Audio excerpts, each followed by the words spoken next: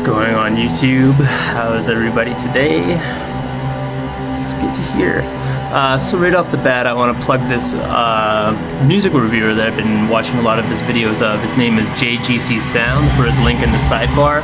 And he's a music reviewer a lot in the same vein as like Jumble Junkie Music, where he'll review a lot of metal albums, underground, kind of obscure metal bands. He's a really good reviewer. He's really well spoken. He'll put a clip of the song, or like he'll put the entire track actually after his review. I think some people are put off by his reviews because they always see they're like 8 minutes and 9 minutes long, but the review itself is usually only half the video, and then he actually has a track after for you to check out. But he's got really good taste in music and record labels and all that. Really cool guy. He's only got 7 subs, and he deserves more. His videos have great quality, great sound, blah, blah, blah. Today I want to talk about Wolves in the Throne Room's 2009 album called Black Cascade, released on Southern Lord Records. Wolves in the Throne Room is this kind of like super environmentalist, like eco-spiritualist band from Washington. I guess they live on a commune and a communal farm. They live in a farmhouse and like live off the land. Super environmentalist, and they're black metal they play. They're a black metal band, and they're supposed to play like this nature-inspired kind of black metal.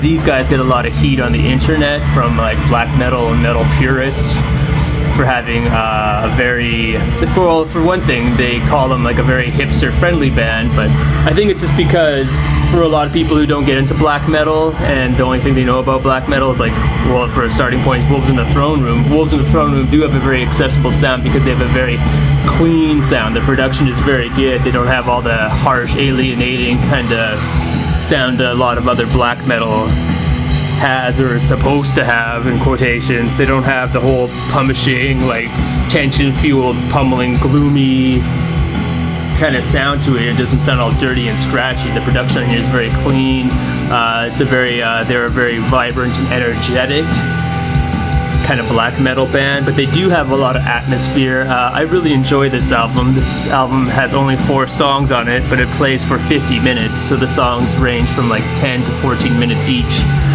And yeah, they're still a very dark band, but despite their clean sound, they still play a lot of like fast and furious guitars and like all this loose but pummeling kind of drums on here, and they have the raspy kind of, you know, I don't know what the vocals are, like raspy kind of screeching, kind of conjure up a very scary version of Golem from Lord of the Rings or something like that. I never really understood this whole putting on airs and metal music where you have to growl and sound like Cookie Monster, sound like a monster at all, or some sort of demonic things. I don't know. I don't see what's so wrong about using your own voice and trying to make that scary instead of just, you know, pretending to be some sort of hobgoblin thing, but yeah, the sound on here is very clean, very pristine. It's very evocative music though. I am by no means like a music expert when it comes to like metal music or anything, like when it comes to blast beats or chords or like whatever. All I can recognize is has a lot of melodies that they play out throughout a song that get repeated, but they're also very nuanced and they do change a lot. What I do like about this album a lot, especially when I listen to it with headphones on, is how different elements of the music, like the drums and guitars, take their turns coming to the forefront and stuff. That's not one that gets louder, but one gets more kind of attention and stuff. The songs have a dynamic where it goes in and out, and like vocals, and the guitar will be like underneath and come to the surface. It's an album that really takes you on a journey, on a ride, musically and stuff. It's like all the guitars are very layered. Drumming can kind of get lost in the murkiness and come to the surface later. It's very cool. I really like how everything kind of takes its turn coming to the forefront, and how the songs have like this really interesting dynamic.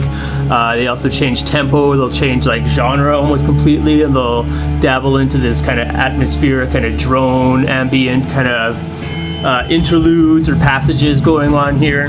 They've done that in the past, but on this album they're a lot more shorter, and they're just there to add more emphasis to like maybe to the loud parts, I would imagine. This album is their 3rd album. The only other album I have by these guys is Two Hunters, and that is an album I liked slightly more than this, just because it was a little more progressive, experimental sounding. This is a sound of an album of probably Wolves in the Throne Room trying to make more of a straight-ahead black metal album, or maybe it's the sound of a band trying to like galvanize their stronger points, kind of like honing their strengths, I guess you could say. But yeah, like I said before, if you haven't gotten into black metal and you're looking for a band that'll help you get into it, Wolves in the Throne Room will probably get into it, help you get into it, because they don't have the whole harsh, atmosphere, the whole alienating, we're so evil kind of vibe to them. It's a very clean, very almost inviting kind of sound to it. It's very colorful. There's a lot of flourishes and sweeping melodies on here, all played in this very kind of, heavy, evil, fast.